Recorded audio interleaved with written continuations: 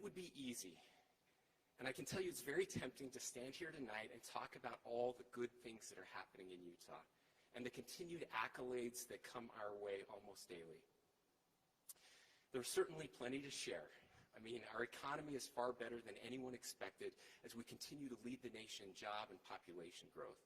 And having the highest rate of upward mobility and the second lowest rate of poverty, those are definitely things to celebrate.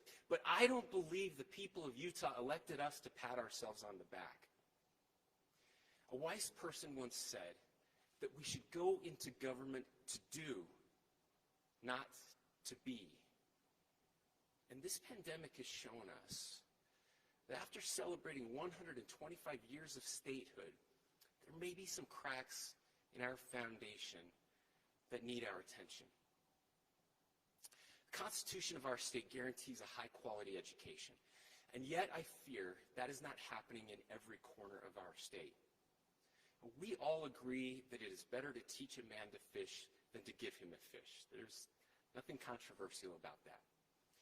However, in many of our more affluent neighborhoods, we teach our kids how to fish, and we give them a speedboat, a graphite rod, and a fish finder. And you know what? Those kids can fish.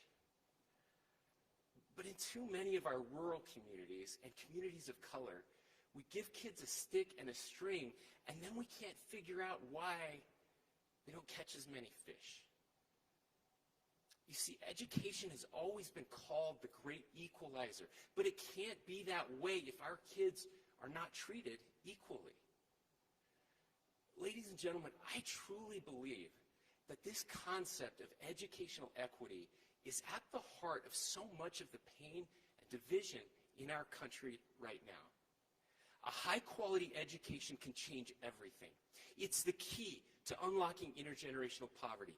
It's the key to disrupting the criminal justice pipeline. It's the key to unlocking the American dream. And it's the right thing to do. But it's hard. It means replacing some of those foundation stones that are cracking. It means changing the way we fund schools. It means challenging some of our long-held assumptions and setting aside what may be good for your own individual school and district to instead support the best interests of the state. Those are tough choices. Over the past year, we have had some critical conversations around race and justice. And if I can be so bold, putting up a sign or joining a rally isn't enough.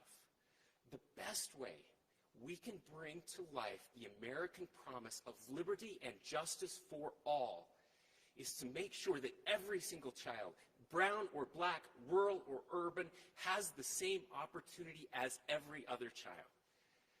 You see, in Utah, it shouldn't matter what side of I-15 you were born on, or in my case, on what side of the Payson-Dixon line you happen to live. Every child in this state deserves a great education from a high-quality, well-compensated teacher. I ask you to join me in this effort.